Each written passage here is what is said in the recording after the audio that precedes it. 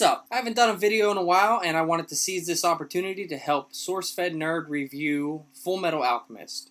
Fullmetal Alchemist is about two brothers, Edward and Alphonse Elric, who lose their mother and try to use alchemy in the ultimate taboo to bring her back to life. I'm really happy that the first reviewable TV series in Anime Club is Fullmetal Alchemist, because I'm a mainstream anime fan. I don't really get too in-depth, but I grew up watching DBZ and Gundam Wing and things like that, and I really got into Fullmetal Alchemist. I'm currently watching my way through Brotherhood because I heard it's closer to the manga.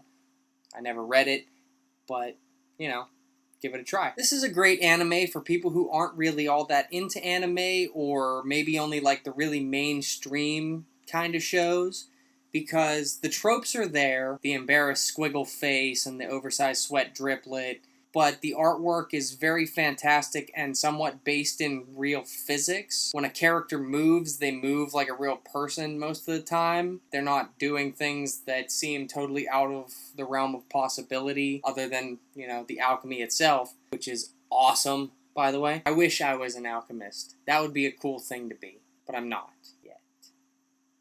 But anyway, back to the story. Alphonse lost his body when they tried to bring their mother back, and Ed attached his soul to a huge suit of armor. So even though he's the younger brother, he's actually the larger one, and it's hysterical. Every time they confuse the two, they think Alphonse is the Fullmetal Alchemist because they see a guy in a giant suit of armor, and don't think that the little guy is the Fullmetal Alchemist. Which brings me into the drinking game I kind of created while watching my way through Fullmetal Alchemist. Anytime Ed gets upset about someone talking about his size, anytime Alphonse says, "Brother!" Yeah, that sound just came out of me. Anytime Lieutenant Colonel Hughes brags about his family and shows off pictures, or anytime Major Armstrong gets all touchy-feely and has little, like, sparkle twinkles around his head, talks about his family heritage, things like that.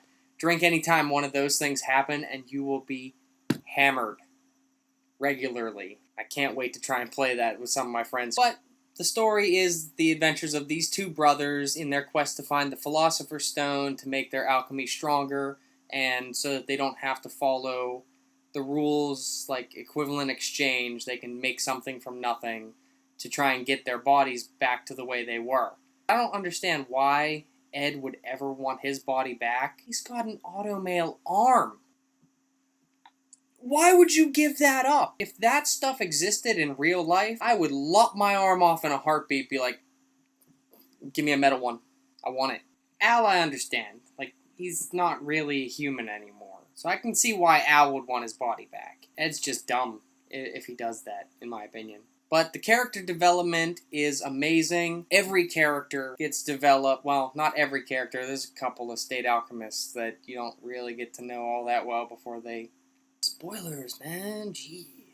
But the homunculi, very cool. The rest of the people in the military, all the state alchemists, and even the non-alchemist military members, like Hughes and Hawkeye. Even all the other people that are varying degrees of good and bad, like Scar. All awesome characters, and they all have their own backstory, which is really entertaining to learn all about. I would highly recommend Fullmetal Alchemist. If you're one of the people that's very into canon, I'd say watch Fullmetal Alchemist Brotherhood, because that does stay more true to the manga. But if you don't care one way or the other, they both work. Fullmetal Alchemist was a very entertaining show that starts off a little slow at first, a little hand-holdy, making sure you got all the basics of their background story. But then once things start to pick up, man, do they pick up. And the mythos and the universe that they live in is utterly fascinating. But that's it for me. That's all the review I got. No more spoilers.